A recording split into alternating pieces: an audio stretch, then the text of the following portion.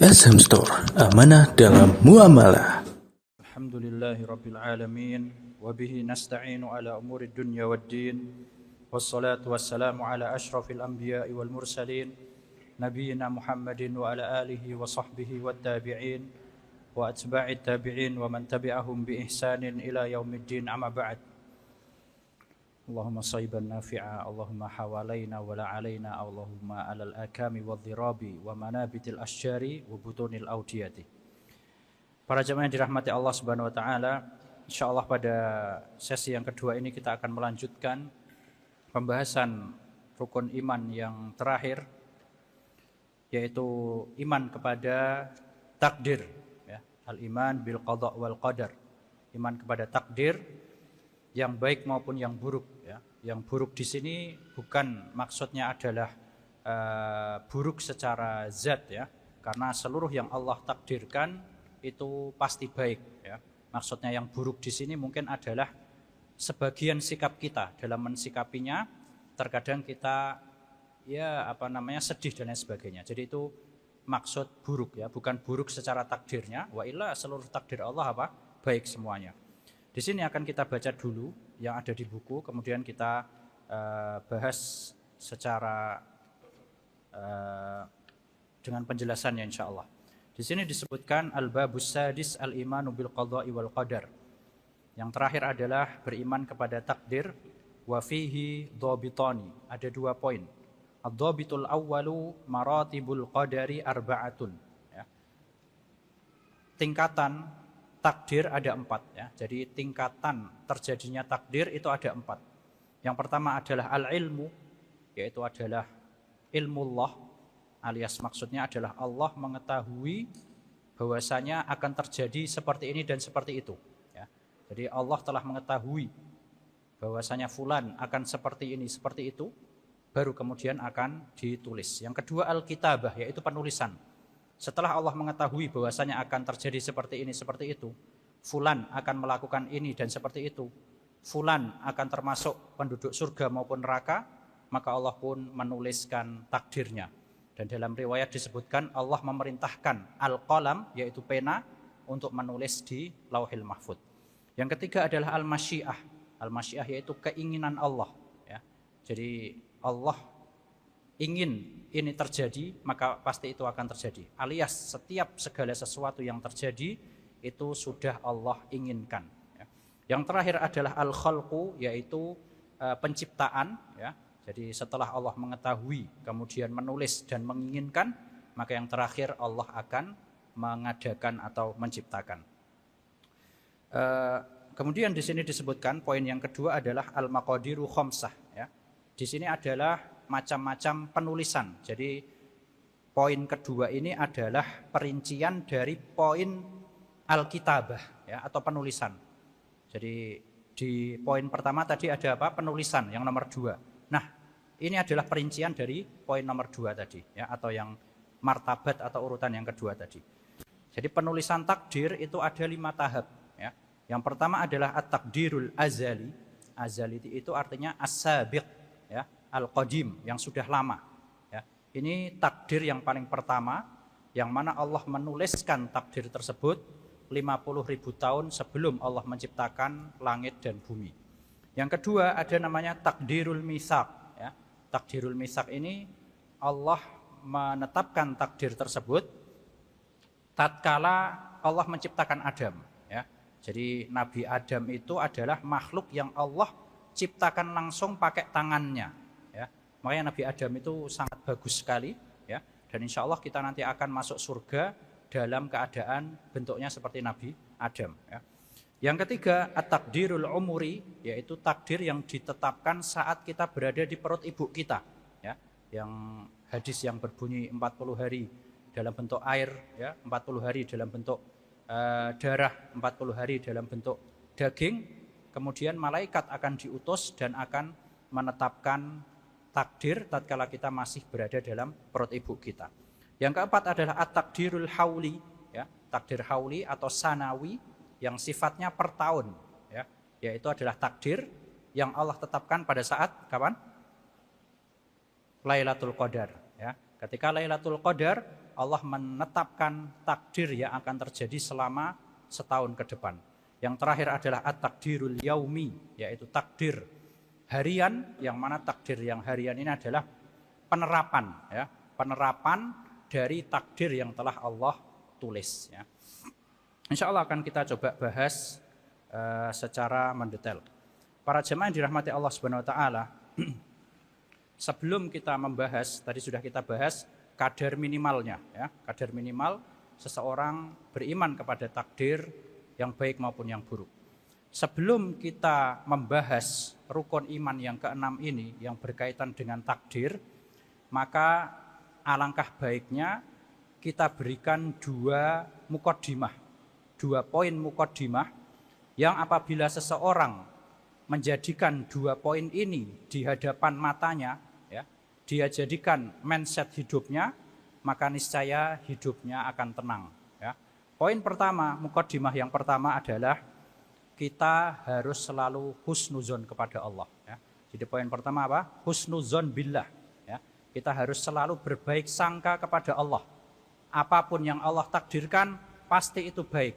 Ya. Entah kita senang maupun tidak. Ya. Makanya Allah Subhanahu Wa Taala berfirman dalam surat Al-Baqarah juz yang kedua, kutiba alaikumul qitalu wa huwa kurhul lakum, ya, telah diwajibkan atas kalian berjihad, ya, berperang, dan kalian aslinya enggak suka, ya. Wa asa an takrahu syai'aw wa huwa khairul lakum, bisa jadi kalian membenci sesuatu padahal sesuatu tersebut baik bagi kalian, ya. Sebaliknya, wa asa an tuhibbu syai'aw wa huwa syarrul lakum, ya. Dan sebaliknya, terkadang kita menyukai sesuatu, ya, menginginkan sesuatu, padahal sesuatu tersebut hakikatnya apa? Buruk bagi kita. Apa sebabnya? Wallahu ya'lamu wa antum la ta'lamun. Allah Maha mengetahui, sedangkan kita, kalian tidak mengetahui. Jadi itu poin yang pertama, kita harus selalu berhusnuzon kepada Allah. Poin yang kedua adalah kita harus sadar bahwasanya ilmu kita sangat sedikit, ya. Ilmu kita sangat sedikit dibandingkan ilmu Allah Ta'ala, ya. Allah Subhanahu Wa Ta'ala berfirman, wa ma utitum minal ilmi illa qalila, dalam surat Al-Isra, dan tidaklah kalian diberi ilmu kecuali sedikit sekali, ya. Apa konsekuensi atau apa akibat yang harus kita sadari kalau kita itu ilmunya sedikit?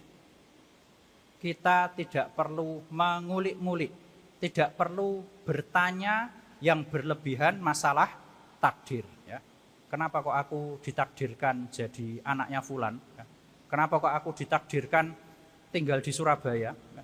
Kenapa kok aku ditakdirkan umur segini belum jadi orang kaya? Nah, ini semua apa? Sok tahu kita. Ya. Jadi sadar kita ini tidak punya ilmu, ya. Sadar kita ini ilmunya sangat sedikit, ya.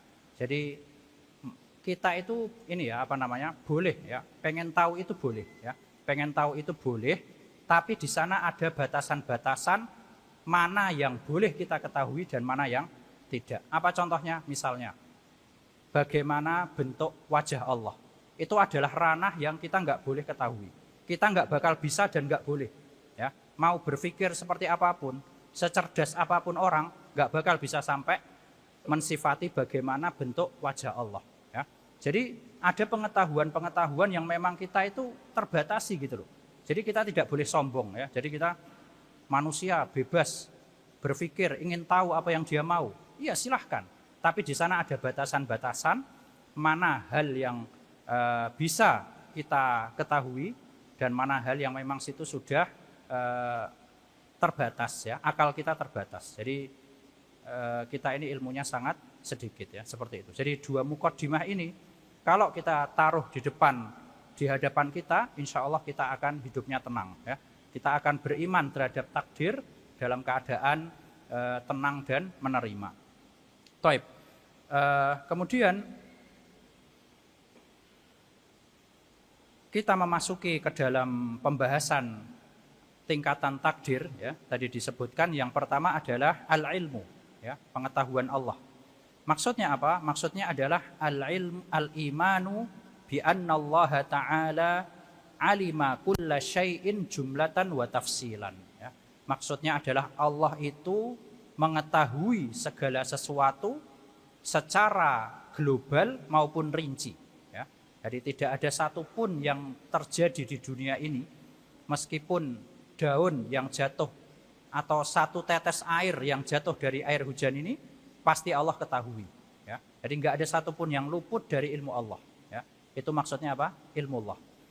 Yang kedua al-kitabah, yaitu penulisan. Ya. Maksudnya apa? Al-imanu bi annallaha ta'ala qad kataba maqadira kulli syai'in ila an taqumas sa'ah. Yaitu kita mengimani bahwasanya Allah telah menulis takdir segala sesuatu sampai hari kiamat. Ya. Jadi seluruh makhluk, manusia, jin, hewan, ya, malaikat, itu takdirnya sudah ditulis semua ada di Lauhil Mahfudz, ya, sampai hari kiamat. Ya. Fulan termasuk penduduk surga atau penduduk neraka. Fulan rezekinya, pendapatannya setiap bulan sekian dan sekian. Itu semuanya sudah ada. Kita harus meyakini. Yang ketiga al-masyiah, yaitu keinginan Allah. Maksudnya apa? Al-imanu bi anna ma sya'allahu kana wa ma lam yasha' lam yakun. Ya, yaitu mengimani, meyakini bahwasanya apa yang Allah inginkan pasti terjadi. Ya, kun fayakun. Allah cukup bilang kun, maka akan terjadi. Wa ma lam yasha' lam yakun. Sebaliknya, apa yang Allah tidak inginkan tidak akan terjadi. Ya. Jadi kalau kita mengimani hal ini, kita akan jadi orang yang nggak pernah sedih atau orang yang tidak berlarut-larut dalam kesedihan. Ya. Dan juga kita akan jadi orang yang pemberani. Ya. Kenapa? Karena kita tahu tidak akan ada sesuatu apapun yang menimpa kita kecuali Allah takdirkan. Kalau Allah tidak mentakdirkan ada orang yang bisa mengganggu kita, maka kita apa? Tidak akan terganggu. Ya. Jadi semuanya itu tergantung kehendak Allah. Ya. Wa anna lil abdi masyiatun lakinnaha dakhilatun tahta masyiatillahi ta'ala. Dan seorang hamba itu punya keinginan. Ya. Jadi kayak sekarang ini, ya, sekarang saya mau pulang bisa. Ya. Ini kalau sekarang ini saya mau pulang bisa sekarang. Tapi saya sekarang lebih milih duduk di sini. Ya. Jadi kita punya keinginan. Ya. Ini supaya kita tidak terjatuh dalam keyakinan sebuah kelompok yang bernama Al-Jabariyah yang mengatakan manusia itu seperti daun yang tertiup angin. Ya. Jadi manusia melakukan maksiat, manusia mencuri, minum khamr, itu semua seolah-olah seperti Allah yang menginginkan. Ya, seperti itu. Nah, tapi yang benar bagaimana? Kita punya pilihan. Ya. Kita punya pilihan mau melakukan maksiat atau tidak, mau melakukan sholat atau tidak. Tapi keinginan kita, ya, itu masuk ke dalam keinginan Allah. Jadi Allah tuh sudah tahu. Ya. Jadi gini, coba kita praktekkan. Allah sudah tahu kalau Azhari itu pas jam segini dia akan lebih memilih duduk di meja.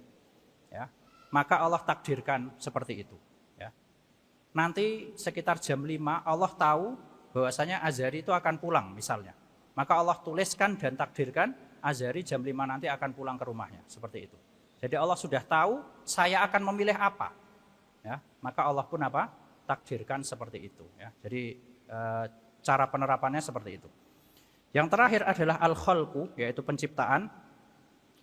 Maksudnya adalah al-imanu bi annal abda makhluqun huwa wa a'maluhu. Ya. Kita harus berkeyakinan bahwasanya hamba itu adalah makhluk dan perbuatan si hamba ini juga makhluk Allah, ya, ciptaan Allah. Wa kadzalika sairul kainat. Begitu pula seluruh makhluk yang ada itu semua adalah ciptaan Allah. Maksudnya itu semua ada karena Allah ingin, seperti itu, ya, karena Allah ciptakan. Ya. Allah Subhanahu wa taala berfirman, Allahu khaliqu kulli syai'. Allah adalah zat yang mencipta segala sesuatu. Kemudian kita akan coba membahas atau membaca sebagian dalil-dalil, ya, ini dalil-dalilnya sangat penting sekali, ya. Dan mungkin sebagian kita pernah mendengar seperti ini, ya. Jadi ada sebuah riwayat atau athar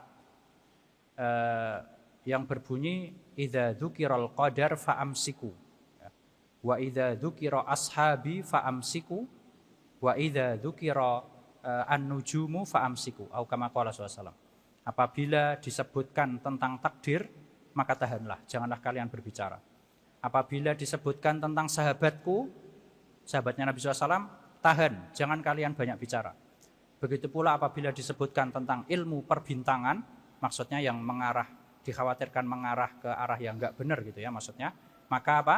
Fa'amsiku, tahanlah, janganlah berbicara. Nah, maksud dari hadis ini adalah kalau berbicara tapi tanpa ada dasar ilmu, ya. Jadi kalau misalnya kita pengen diskusi, padahal kita nggak punya ilmunya. Nah, ini yang dimaksud dalam hadis ini. Dikhawatirkan kita menyimpulkan kesimpulan yang salah, ya. Dan itu terjadi. Ya. Kita bisa lihat di tengah-tengah kaum muslimin ada dua kelompok yang sangat berseberangan, yaitu apa? Al-Qadariyah dan Jabariyah. Qadariyah yang mengatakan manusia itu tidak ditakdirkan, alias Allah baru tahu setelah kita berbuat. Ini Galil Adab ya. Jadi mengatakan Allah tuh nggak tahu. Taunya apa? Setelah kita berbuat, baru Allah tahu. Nah, ini Qadariyah yang ekstrim ya. Ini bisa menyebabkan keluar dari Islam ya. Sebaliknya apa? Jabariyah. Jabariyah ini seperti tadi, mengatakan manusia itu ya seperti mobil. Jadi disetir ya. Saya melakukan maksiat, ya itu seolah-olah seperti Allah yang pengen. Ya. Saya mencuri, ya itu ya salahkan Allah lah, Allah yang mentakdirkan. Nah, ini apa? Jabariyah. Ahlus sunnah wal jamaah berada di tengah-tengah. Mereka menetapkan manusia punya keinginan, tapi keinginan manusia itu apa? Di bawah atau tidak terlepas dengan keinginan Allah. Ya. Jadi kita pun secara logika bisa gitu loh. Enggak ada yang bilang kita terpaksa, ya kan? Sekarang saya mau pulang atau mau duduk kan terserah. Anda sekarang mau duduk atau mau pulang kan terserah. Anda punya pilihan, ya. Jadi secara logika, secara wake itu sudah nyata, bisa kita praktekkan seperti itu, ya. Jadi itu yang dimaksud dalam hadis tadi. Begitu pula ketika menyebutkan tentang sahabat, ya. Tatkala seseorang dikhawatirkan dia kurang ilmunya, kemudian salah dalam menyimpulkan persepsi tentang sahabat, maka sebaiknya diam ya. Makanya kita lihat apa? Ada dua kelompok yang berseberangan juga. Yaitu siapa? Khawarij dan Rafidhah ya. Khawarij mereka memerangi para sahabat, Rafidhah mereka apa? Ghulu atau berlebihan pada sebagian sahabat. Ahlus sunnah wal jamaah berada di tengah-tengah ya. Jadi seperti itu maksud hadisnya. Adapun ketika kita mempelajarinya dengan bimbingan para ulama, bimbingan kitab-kitab para ulama, maka ini insya Allah tidak apa-apa. Taib, kita akan baca beberapa dalil yang berkaitan dengan hal ini. Di antara dalil yang menunjukkan tentang ilmu Allah adalah firman Allah Ta'ala dalam surat At-Tolak ayat yang ke-12. Ahata bikulli syai'in ilma. Ya. Jadi ilmu Allah ini melingkupi segala sesuatu. Ya. Tidak ada sesuatu pun yang luput dari pengetahuan Allah.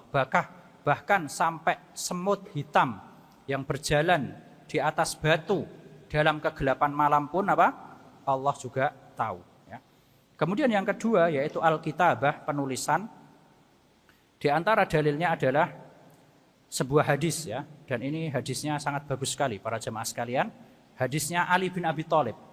Rasulullah SAW bersabda, "Ma minkum min ahadin illa waqad kutiba maq'aduhu minan nari wa maq'aduhu minal jannah." Ya.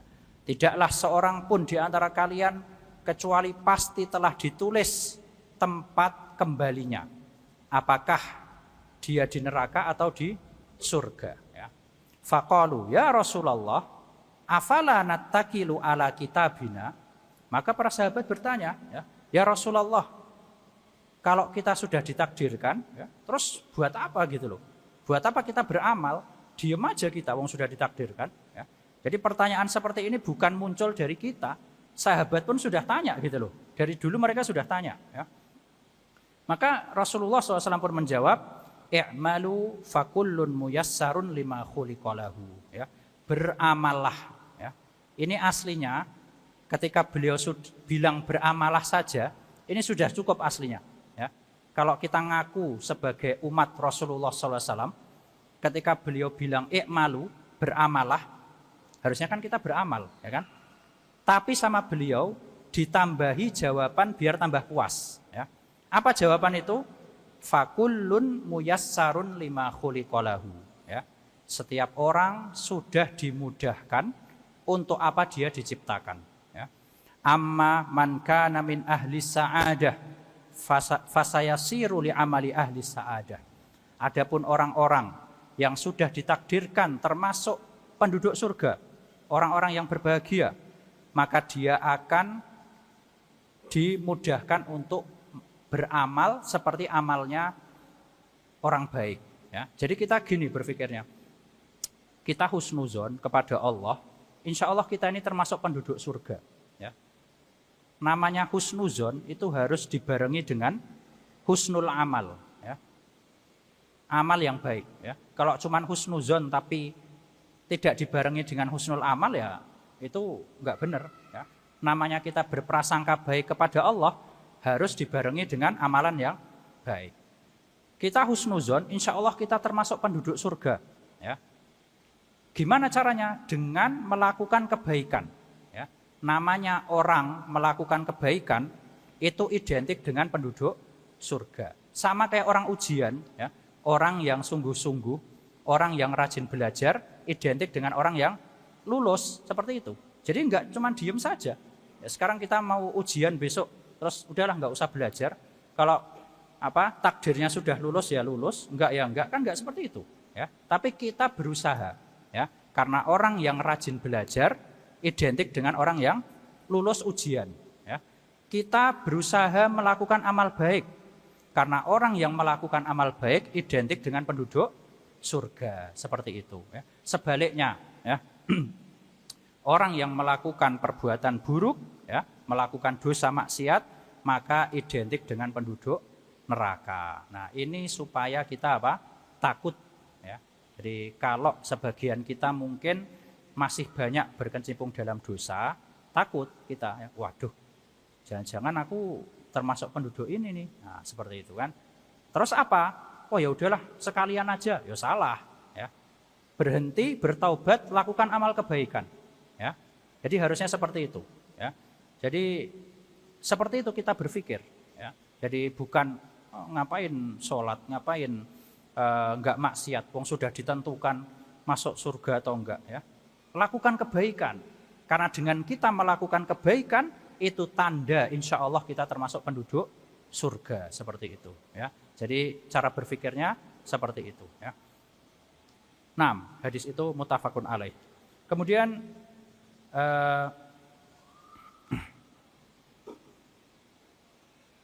kita akan berbicara permasalahan tentang marotibul kitabah. Ya. Jadi urutan penulisan takdir, sebagaimana yang tadi telah kita sebutkan. Jadi kadang itu kan kita mendapatkan ada hadis yang bunyinya seperti ini, ya. Man arada ayyub satolahu fi rizkihi wa yunsha'alahu fi atharihi fal yasil rahimahu. Ya. Barang siapa yang ingin dipanjangkan umurnya dan diluaskan rezekinya, maka hendaknya dia bersilaturahmi. Nah, itu gimana? Apakah orang yang silaturahmi aslinya umurnya 70 misalnya, terus diganti jadi 80, aslinya pendapatannya sebulan 1 juta jadi 2 juta, atau bagaimana? Ya. Nah, dalam masalah ini insya Allah akan kita ketahui dari pembahasan urutan penulisan takdir. Ya. Jadi sebagaimana kita telah baca, urutan penulisan takdir ada 5. Ya. Yang pertama adalah at-takdirul azali, ya, yaitu takdir yang paling pertama. Ya. Yaitu adalah takdir yang Allah tulis sebelum Allah menciptakan langit dan bumi 50.000 tahun, ya, sebelum Allah menciptakannya. Dan ini adalah takdir yang paling pertama, paling lama, dan paling agung. Ya. Dan takdir ini itu termasuk takdir yang tidak bisa berubah. Ya. Jadi nanti soalnya kita akan ketahui ada takdir yang bisa dirubah. Ya. Makanya ada hadis bunyinya apa? La yaruddul qadha illa ad-du'a. Ya. Tidak ada yang bisa merubah takdir kecuali doa. Nah, ini untuk takdir yang masih bisa berubah. Tapi untuk takdir yang pertama ini, ya, Allah telah menetapkan dari pertama terjadinya makhluk sampai hari kiamat ini tidak bisa berubah, ya. Kemudian yang kedua adalah at-takdir al-mitsaqi, ya. Ini adalah takdir yang Allah tetapkan saat atau sebelum penciptaan manusia. Jadi khusus hanya manusia. Kalau tadi yang pertama itu seluruh makhluk, ya. Kalau yang kedua ini apa? Khusus kita. Yang mana Allah mentakdirkan ini setelah Allah menciptakan Nabi Adam, ya. Apa yang Allah mitsak itu kan artinya janji, ya. Jadi takdir yang Allah tetapkan saat Allah mengambil janji. Apa yang Allah ambil janji dari para manusia? Ada dalam surat Al-A'raf ayat 172, ya. Di situ Allah mencoba untuk mengambil pengakuannya kita semua, ya. Jadi dalam ayat itu disebut tatkala Allah mengambil janji, ya, dari keturunannya Nabi Adam kita semua, ya. Dan Allah mengatakan apa? Alastu bi rabbikum, ya. Bukankah aku adalah Rabb kalian? Qalu bala syahidna. Kata manusia, sungguh ya Allah engkau adalah Rabb kami. Kami berikrar, ya, kami bersaksi engkau adalah Rabb kami. Ini fungsinya apa? Fungsinya supaya nanti manusia udah nggak punya alasan lagi di akhirat, ya. Jadi nanti di akhirat ketika ditanya, loh kamu kok nggak masuk Islam? Kamu kok nggak belajar tentang Islam? Kenapa? Ya Allah, aku nggak punya waktu. Ya Allah, aku nggak pernah dengerin ceramah Ustadz. Nggak ada alasan seperti itu lagi. Karena secara fitrah manusia sudah difitrahkan mengenal Allah, ya. Secara fitrah manusia sudah difitrahkan apa? Tuhan mereka hanya Allah, ya. Jadi makanya hadisnya bunyinya apa? Kullu mauludin yuladu alal fitrah, ya. Setiap anak itu dilahirkan sesuai fitrah mereka. Fa abawahu yuhawidanihi au yumajjisanihi au yunassiranihi. Tapi bapaknya yang menjadikan dia Nasrani, bapak ibunya menjadikan dia Nasrani, Majusi dan Yahudi.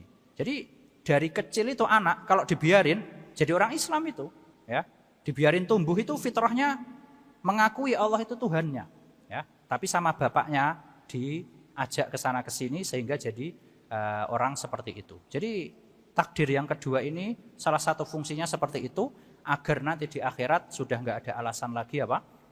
Seperti itu. Semua manusia secara fitrah itu sudah mengakui kalau Allah adalah Tuhannya. Cuman apa? Kok masih ada orang yang seperti itu? Malas belajar, ya, atau terlalu ngikut hawa nafsu, ya kan? Wah, susah jadi orang Islam, sholatnya 5 kali sehari, ya. Harus zakat, nggak boleh minum ini, nggak boleh makan itu. Ah, capek lah, nggak usah. Nah, jadi bukan karena dia nggak tahu Islam itu benar, ya, tapi entah karena nggak mau belajar atau karena hawa nafsu dan alasan-alasan yang lainnya. Yang mana alasan ini nanti di akhirat udah nggak kepakai lagi seperti itu. Kemudian dua takdir ini para jemaah sekalian, yaitu takdir al-azali tadi yang pertama dan takdir al-mitsaqi, ini takdir yang tertulis di lauh mahfud, ya, alias tidak bisa dirubah lagi. Dan tidak ada yang mengetahui tentang takdir ini kecuali Allah Subhanahu wa taala, ya. Ini takdir yang jenis pertama dan kedua, ya. Taib, ini akan lebih jelas lagi ketika kita tahu takdir yang selanjutnya. Takdir yang ketiga adalah at-takdirul umuri, ya. Takdir yang Allah takdirkan saat kita berada di perut ibu kita, ya. Dalam hadis disebutkan malaikat akan meniupkan ruh ke dalam tubuh kita, kemudian sama Allah disuruh tulis rezekinya berapa, kebahagiaannya kapan, kesedihannya kapan, matinya kapan, ya, seperti itu. Nah, takdir yang ketiga ini merupakan takdir rincian dari yang ada di Lauhil Mahfud, ya. Tadi kalau yang 1 dan 2 ini kan di Lauhil Mahfud, ya. Jadi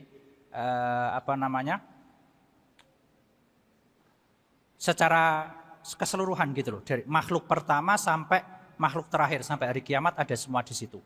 Kalau yang takdir umuri ini itu khusus kita sendiri, ya. Jadi takdir yang memang khusus kita, ya. Dan ini malaikat tahu, bukan cuma Allah. Kalau yang 1 dan kedua cuman hanya Allah yang tahu. Nah, yang ketiga ini malaikat pun tahu karena kan disuruh sama Allah, ya kan? Kamu tuliskan itu fulan umurnya sampai segini, ya. Itu fulan rezekinya sekian. Nah, jadi malaikat pun tahu. Dan takdir yang ketiga ini itu takdir yang bisa berubah, ya.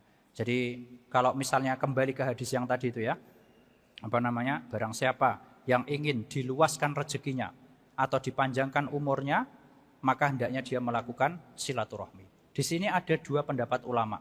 Sebagian ulama mengatakan maksud diluaskan rezekinya itu adalah diberkahi rezekinya, bukan bertambah nominalnya. Ya. Jadi misalnya rezekinya ditetapkan sebulan dia 1 juta. Ya besok setelah silaturahmi tetap 1 juta. Tapi apa? Tambah berkah. Ya. Kalau biasanya 1 juta cuman bisa buat beli ini itu, ya. Sekarang setelah silaturahmi 1 juta itu bisa buat beli hal lain yang lebih bermanfaat. Ya. Yang mana orang lain menggunakan 1 juta itu tidak bisa melakukan seperti dia. Ya. Jadi ini namanya apa? Barokah di rezeki. Tapi nominalnya tetap. Ya. Atau mungkin dengan disembuhkan penyakitnya. Biasanya 1 juta buat kontrol ke rumah sakit, tiba-tiba apa? Dia sehat. Nah ini rezekinya apa? Berkah. Atau umurnya juga tetap sebenarnya. Ya. Jadi sudah ditetapkan umurnya fulan sampai 70 tahun. Ya. Setelah dia silaturahmi, umurnya jadi tambah berkah, ya, dia bisa lebih produktif dan melakukan hal-hal yang lebih bermanfaat. Pendapat yang kedua di kalangan ulama benar-benar ditambah, ya, secara zatnya benar-benar ditambah. Yang aslinya di takdir al-umuri, ya, coba perhatikan, di takdir al-umuri yang nomor 3 ini, takdir yang ketiga, ditulis misalnya fulan gaji atau pendapatannya setiap bulan 1 juta. Setelah dia melakukan silaturahmi, maka dihapus diganti 2 juta. Ya. Terus gimana dengan takdir yang nomor 1 dan nomor 2? Takdir nomor 1 dan 2 kan tadi apa? Tidak bisa dihapus, ya kan? Gimana yang terjadi? Nah, di takdir nomor 1 tadi atau dan dengan nomor 2 itu sudah ditakdirkan kalau umurnya akan berubah. Ya. Jadi katakanlah di takdir yang pertama itu, di situ tertulis misalnya fulan umurnya aslinya 70, setelah dia silaturahmi jadi 80. Nah, di takdir yang nomor 3 dihapus. Ya. 70 aslinya, setelah silaturahmi dihapus diganti 80. Ya. Begitu pula rezekinya. Di takdir yang ketiga aslinya 1 juta, setelah silaturahmi dihapus diganti 2 juta. Di takdir yang pertama yang Allah mentakdirkan 50.000 tahun sebelum langit dan bumi, itu sudah ada penghapusan itu, ya. Fulan aslinya rezekinya 1 juta, ya. Tapi karena dia silaturahmi maka berganti jadi 2 juta. Nah, jadi pergantian yang terjadi di takdir yang ketiga itu pun ada di takdir yang pertama, ya. Ini supaya kita nggak bingung, ya. Soalnya kan kadang kita baca ayat atau hadis, ya, Allah menambah dan menghapus takdir. Nah, ini takdir yang nomor 3 yang bisa memang dihapus. Ya. Kemudian ada juga dalil yang mengatakan apa? Takdir tidak bisa dirubah. Nah, ini kita bawa ke takdir yang nomor 1 dan 2 seperti itu. Jadi kita tidak bingung ketika mendapati nas-nas yang seperti ini.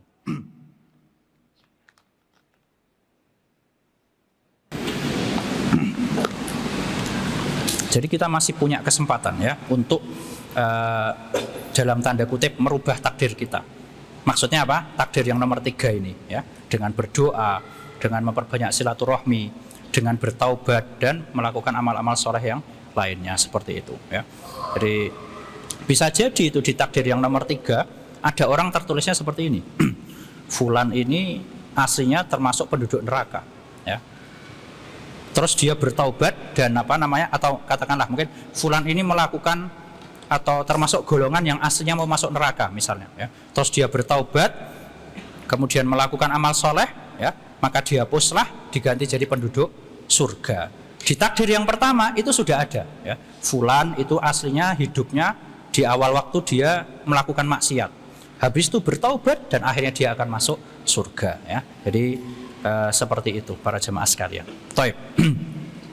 Kemudian yang takdir yang keempat yaitu at-takdir as-sanawi, yaitu takdir yang per tahun, ya. Kalau tadi yang ketiga itu seumur hidup kita, yang keempat per tahun, setiap tahun, ya. Maka ini yang ditulis pada saat Lailatul Qadar ya. Jadi dalilnya ada dalam surat Ad-Dukhan ayat yang keempat. Di situ Allah mengatakan fiha yufraqu kullu amrin hakim ya.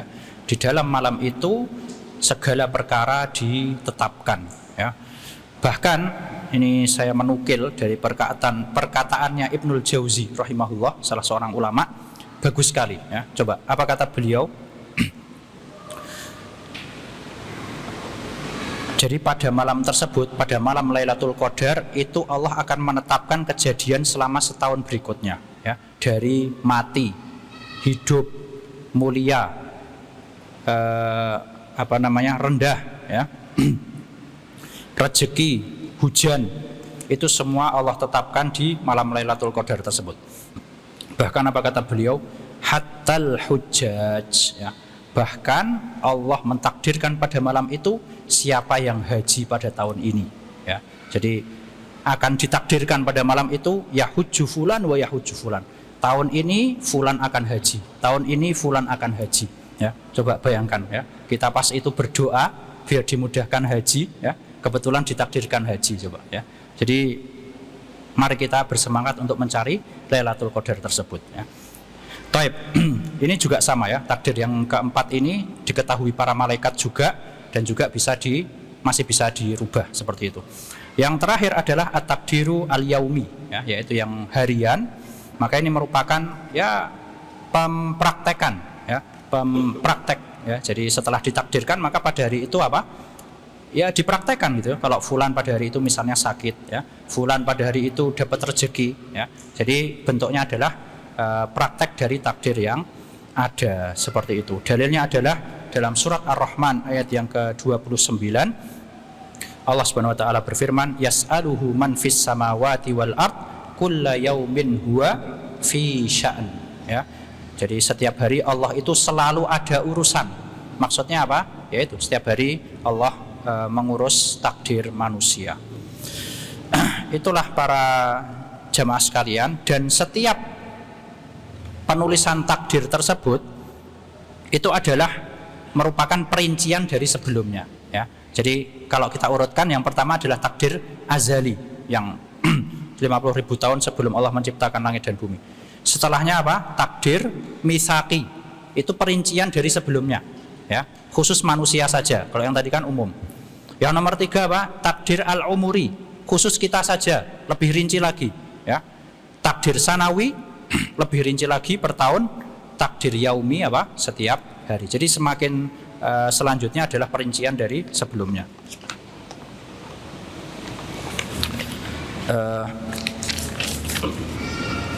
Sebentar.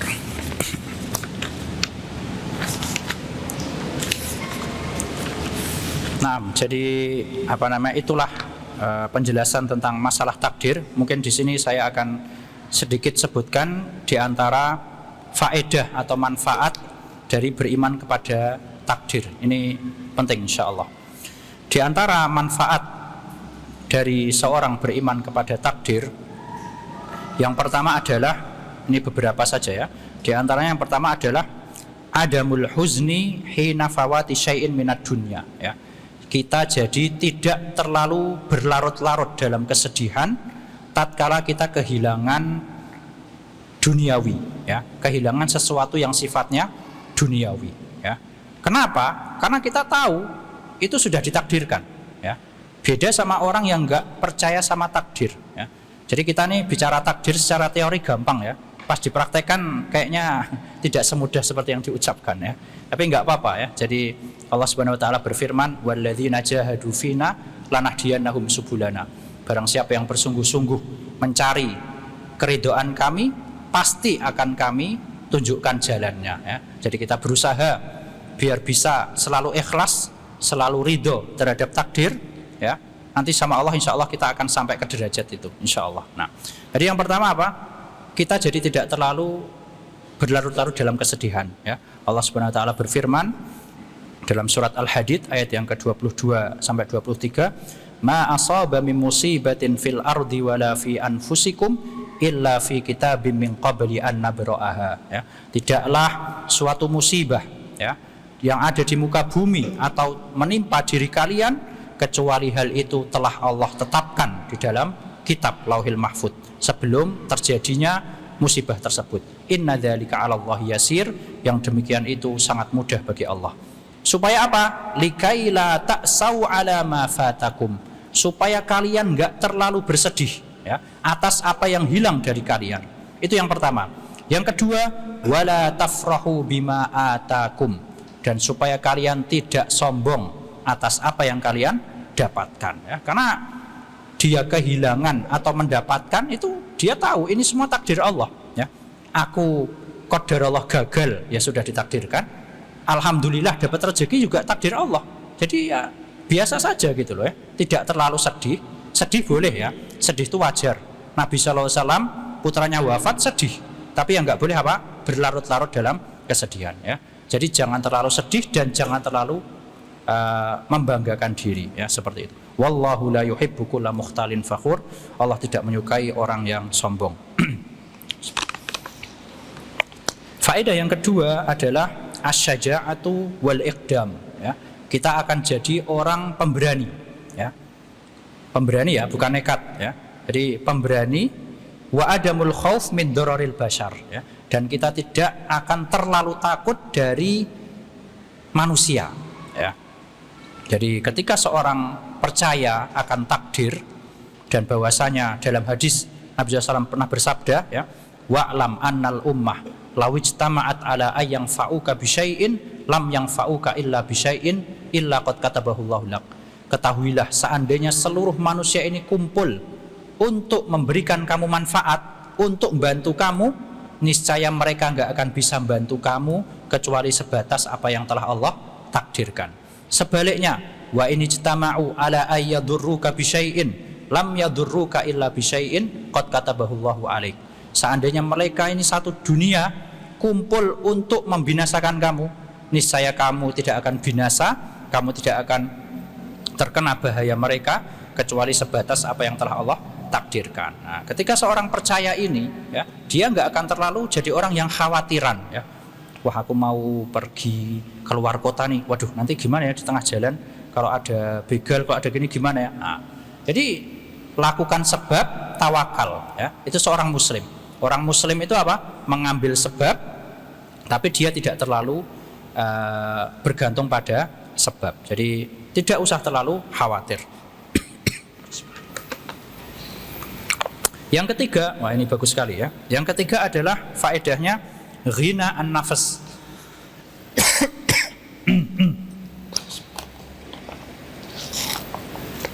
Yaitu dia akan menjadi manusia yang paling kaya.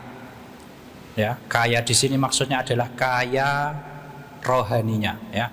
Jadi kaya jiwanya ya, seperti itu.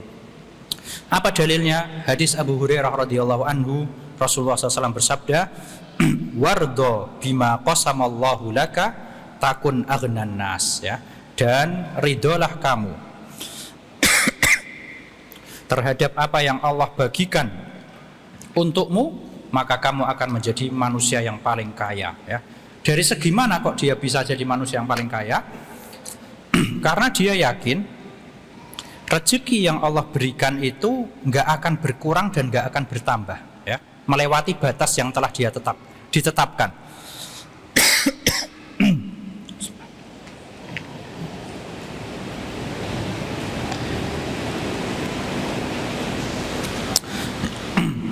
Jadi dia sudah yakin gitu loh, aku kerja hari ini alhamdulillah dapat 500.000, yaitu yang sudah ditakdirkan sama Allah.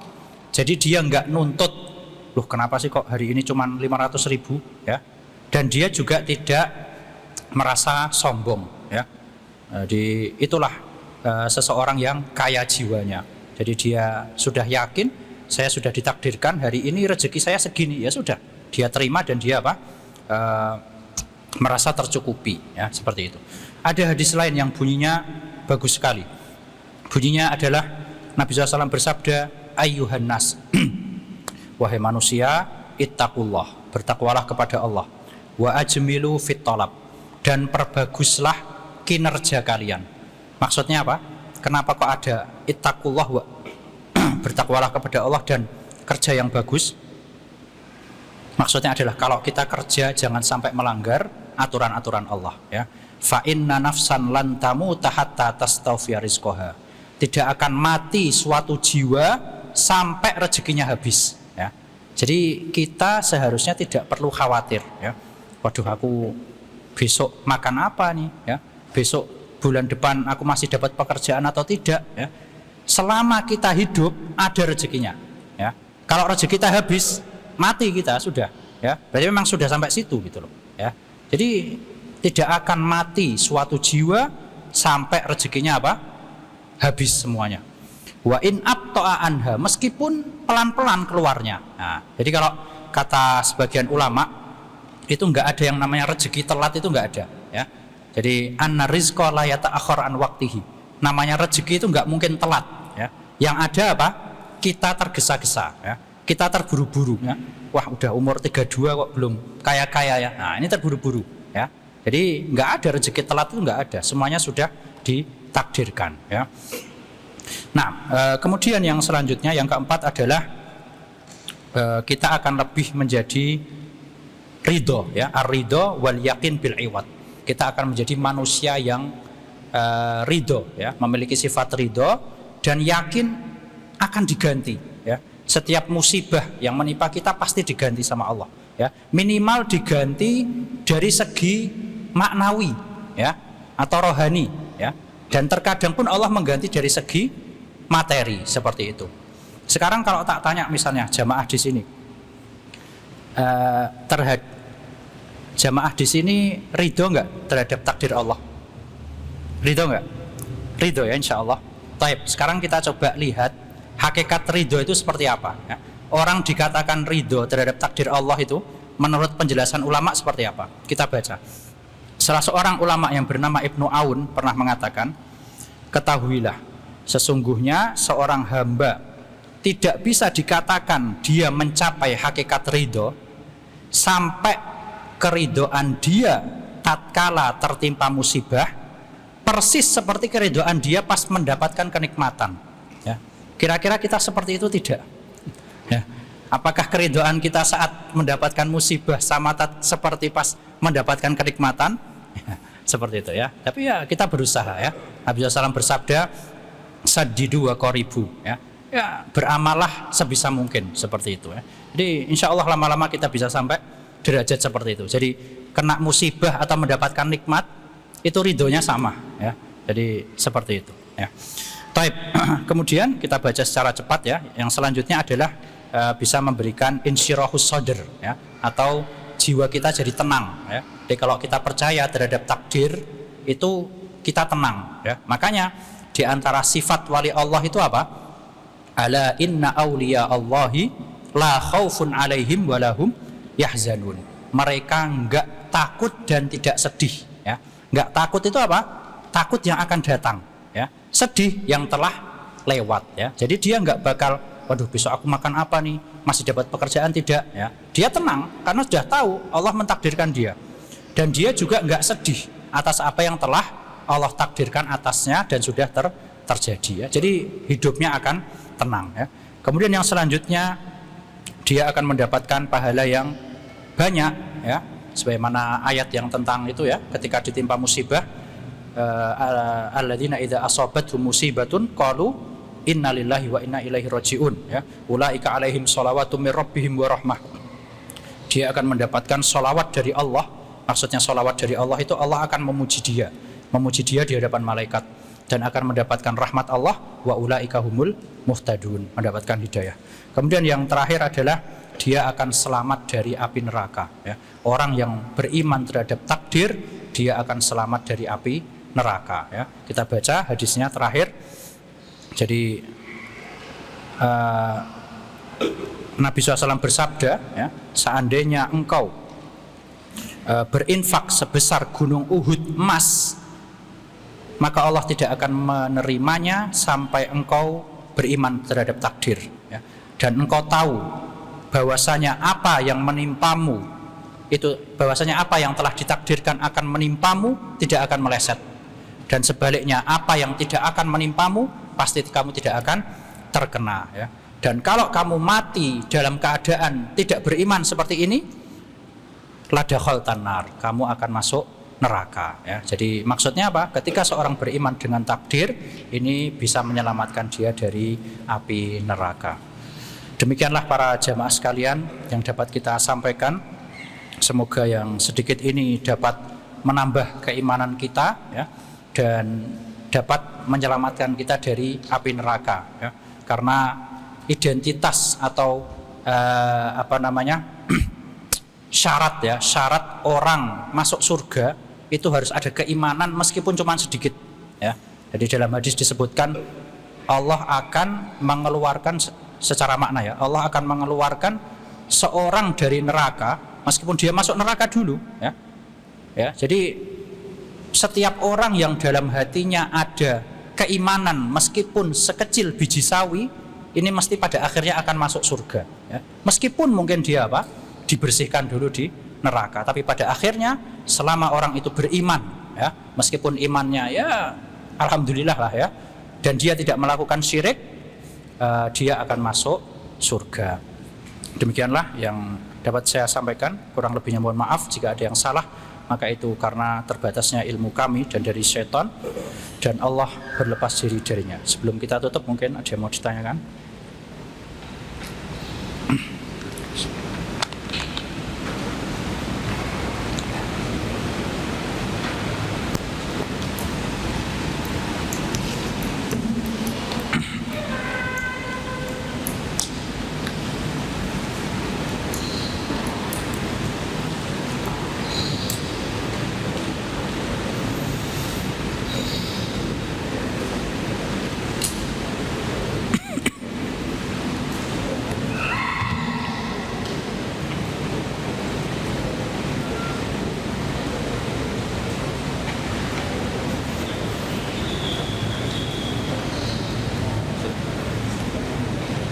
تفضل.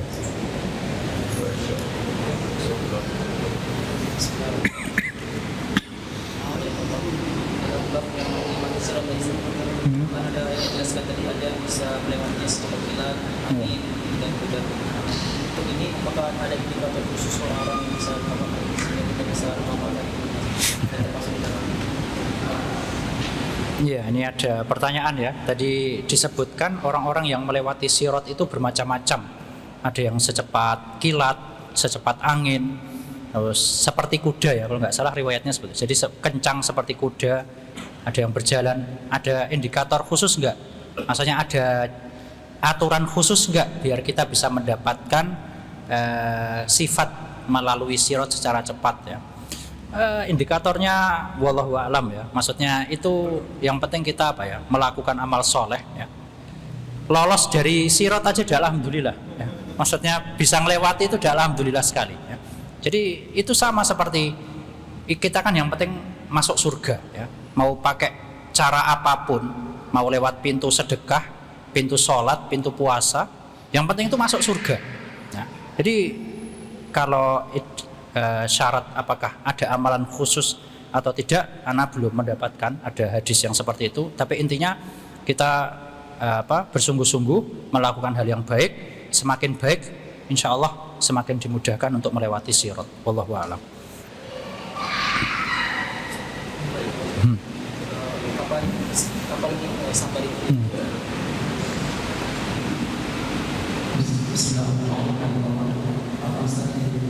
Kapan sabar itu misalnya kita tidak berbeda lalu kita tidak bersabar, tapi sabarnya justru kalau terjadi dari maka itu masih tidak ada sabar, atau sabar itu hal sebagai tidak berapa.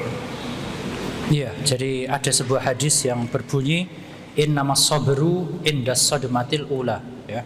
Sesungguhnya kesabaran itu adalah tatkala pukulan pertama ya, momen pertama. Jadi sabar yang menghasilkan pahala bagi orang yang melakukannya adalah yang di momen-momen pertama ya. Adapun setelah itu ya semua orang hampir bisa melakukan ya. Namanya sudah lewat 2 hari 3 hari, rata-rata orang sudah bisa ya. Jadi kalau kita lihat hadisnya ya memang pahala yang sangat besar itu khusus sabar yang ada pada momen pertama ya. Adapun yang setelahnya ya semoga selama dia berusaha untuk bersabar, insya Allah fadlullahi wasi' ya, karunia Allah itu sangat luas. Insya Allah dia tetap dapat pahala, tapi mungkin tidak sebanyak yang pas momen pertama. Wallahu a'lam.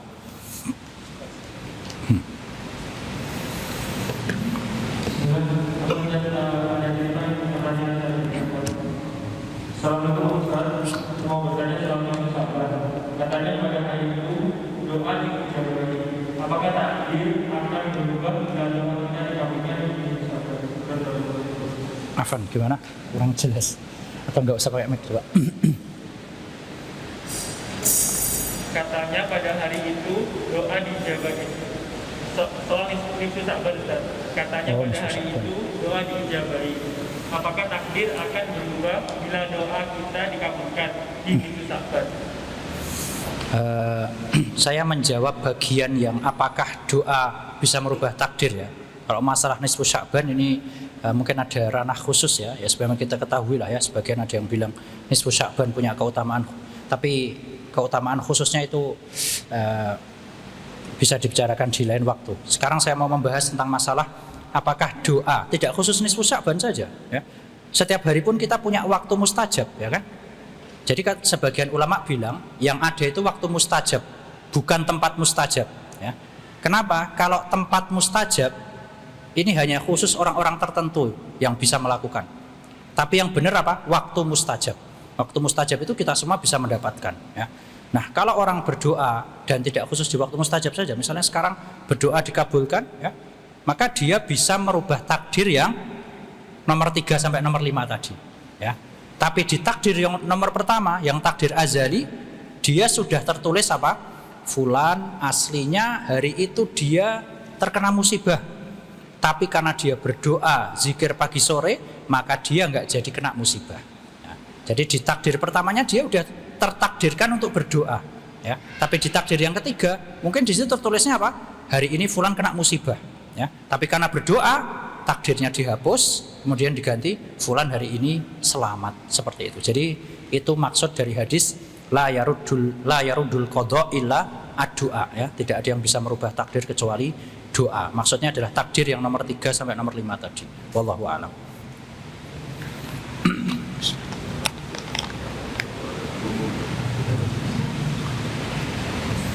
Assalamualaikum. Bagaimana jika kita mendapati seseorang yang tidak memahami rukun iman secara benar? Apakah kita menilai bahwa dirinya itu termasuk orang kafir dan orang kafir, dan bagaimana kita berhubungan dengannya? Apakah kita berhubungan dia dengan dirinya sebagai orang kafir ataupun seorang muslim yang belum tertentu? Ya, jadi masalah at-takfir atau pengkafiran ini masalah yang apa ya? Ranahnya para ulama ya. Jadi kita nggak bisa orang yang zohirnya muslim ya, sholat, puasa dan sebagainya, tidak menampakkan hal-hal yang menyebabkan dia keluar dari Islam, kita tidak boleh bermuamalah dengan dia seperti seolah-olah dia bukan non-Islam ya. Tapi itu ranahnya para ulama. Jadi gimana kita mensikapi orang seperti ini? Ya alhamdulillah kalau bisa kita ajari ya. Kalau enggak ya muamalah seperti biasa ya. Jadi kita muamalah secara zohir sebagaimana dia muslim, adapun batinnya kita serahkan kepada Allah. Jadi kita ini kan hanya diperintahkan bermuamalah secara zohir ya. Jadi adapun hal-hal seperti itu tidak bisa kita langsung menvonis dia statusnya seperti itu, tidak bisa, karena itu ranahnya ulama, dan ulama sendiri aja sangat berhati-hati ketika memvonis orang yang seperti ini gitu loh. Jadi wallahu alam sebaiknya kita lebih berhati-hati seperti itu. Wallahu alam. Ini yang tadi saya bilang itu tadi ya, batas minimal ini buat kita aja ya. Jangan buat menghukumi orang ya. Buat kita dan ketika kita mau ngajarin orang ya. Nih loh, kamu tuh harusnya kayak gini ya. Bukan untuk menghukumi, oh kamu belum kayak gini berarti kamu, nah bukan ya, seperti itu. Wallahu alam.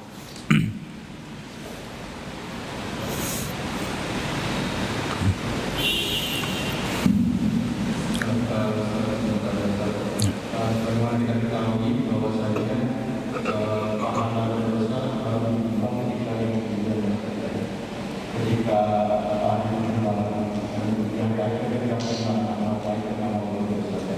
Gak jelas suaranya, Afan. Ayo coba tanpa mic ya. Nanti tak ulangin. Sebagaimana diketahui bahwasanya amal itu baru ditimbang ketika di yaumul mizan saja. Antara amal baik dan amal buruk. Ketika amal baiknya lebih berat, amal buruk lebih berat. Nah, bagaimana ketika masih dalam barzah? Apakah amal ibadah kita dapat menutupi dosa-dosa kita sehingga kita tidak disiksa di alam barzah? Apa ya? Wallahu a'lam ya. Cuman sebatas yang saya pahami, alam barzah itu kurang lebih gambaran bagi kita nanti di akhirat. Ya. Jadi pas kita sudah di alam barzah itu aslinya udah tahu kita akan kemana itu udah kelihatan. Ya. Makanya kalau kita baca hadis tentang azab kubur itu, pas menceritakan tentang orang mukmin, terus dia ketemu sama amal ibadahnya dalam bentuk orang itu ya, amal ibadahnya bentuk orang, terus apa ini ke aku adalah amal ibadahmu. Apa doanya orang mukmin saat itu? Ya Allah, cepatkan apa? Hari kiamat ya. Ya Rob aqimis saah. Ya Allah, aku pengen cepat hari kiamat. Ya. Kenapa? Dia sudah tahu, aku nanti di hari kiamat mau masuk surga. Ya. Jadi kurang lebih alam barzah itu adalah gambaran bagi seseorang nanti di akhirat akan gimana. Jadi kurang lebih nggak bakal jauh beda ya. Bahkan kalau kita baca ayatnya ya, yang tentang Fir'aun itu pas di alam barzah dia disiksa, wa yaumal qiyamati yuraduna ila asyadil adab. Pas hari kiamat siksaannya lebih parah dari pas di alam barzah. Begitu pula seorang mukmin, pas di alam barzah dia mendapatkan kenikmatan ya. Nanti pas hari kiamat masuk surga, kenikmatannya lebih besar. Jadi apakah berbeda? Sepertinya wallahu alam tidak ya. Jadi alam barzah adalah gambaran keadaan kita saat nanti di hari kiamat. Makanya permintaannya orang kafir apa? Pas di kuburan, ya Allah jangan cepatkan hari kiamat ya. Karena dia tahu nanti di hari kiamat dia akan masuk seperti itu. Wallahu a'lam. Mungkin bisa membantu dia amalan lain kayak yang sedekah jariah, anak soleh itu bisa. Kan amalannya masih tetap ngalir pas dia dikubur. Adapun amalan-amalan lain ya sudah seperti itu. Wallahu a'lam. Sudah atau kuis atau apa? Masih ada? Nah, padahal.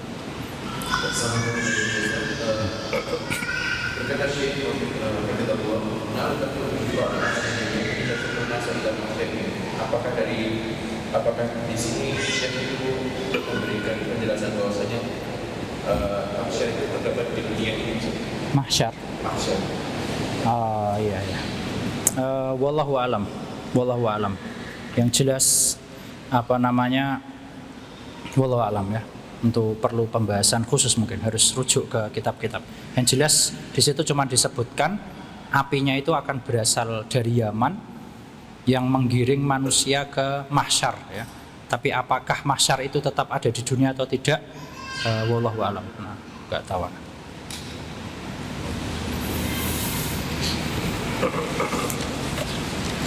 Kuis ya.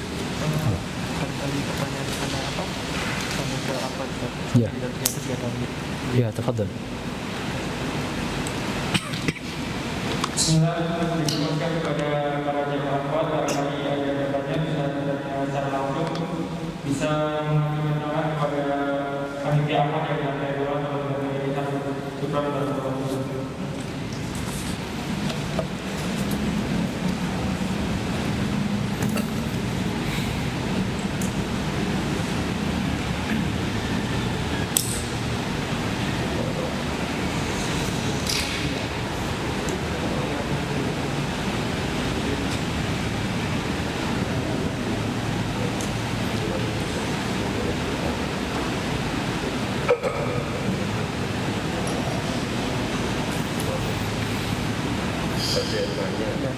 Iya udah langsung.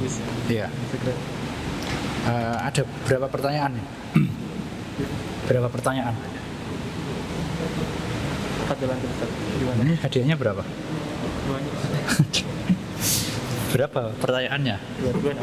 Dua-dua ya, ikhwan 2 dan 2. Yang milih panitia, yang milih yang jawab.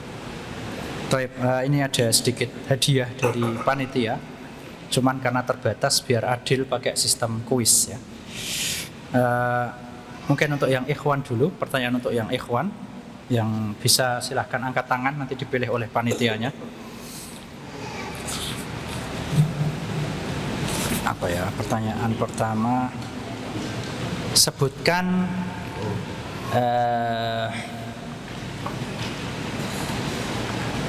5 macam penulisan takdir.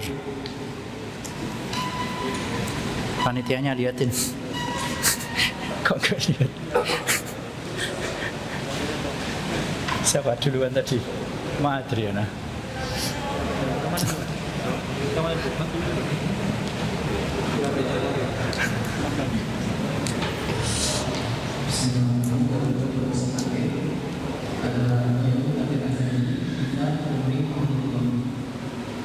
Dan apa? Yaumi.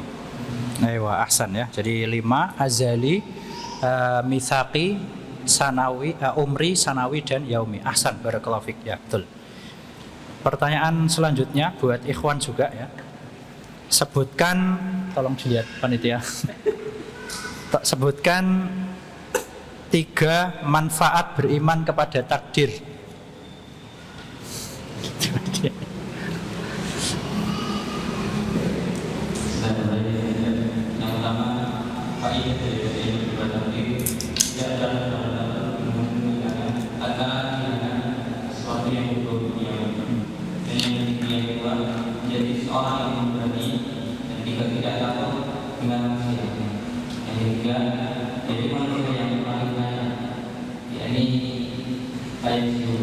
Ya, kaya hati atau kaya jiwanya. Ahsan, mumtaz, barakallahu fik. Ya.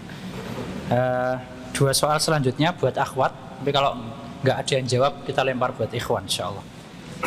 Yang akhwat, pertanyaan selanjutnya adalah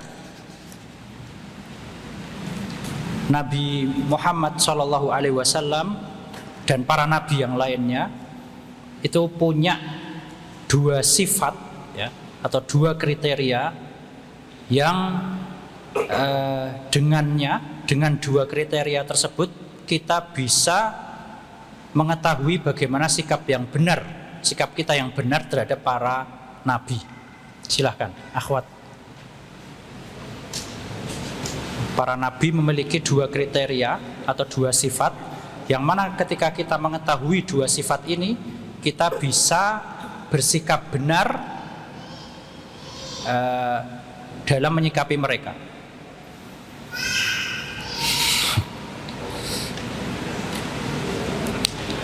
Panitianya nanti, panitianya mungkin lihat, siapa tahu nanti dilempar ke ikhwan. Antum lihat. Ya, silahkan. Oh, belum ada. Panitianya itu.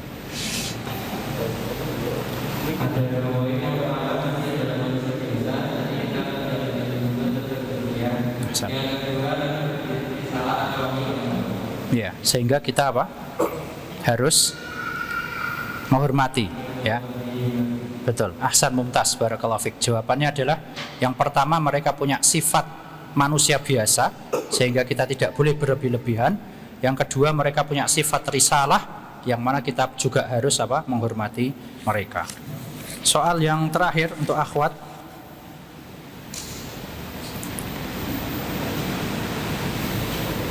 Sebutkan, yang ikhwan tolong lihat ya, siap-siap nanti nggak ada yang bisa. Oh, siap.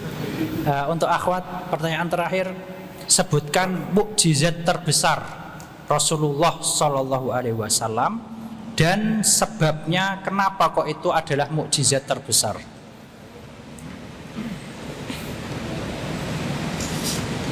Apakah mukjizat terbesar tersebut, ya, mukjizatnya Nabi SAW kan banyak nih ya. Mukjizat terbesarnya apa? Terus yang kedua, sebabnya apa kok itu jadi mukjizat terbesar? Mukjizatnya besar.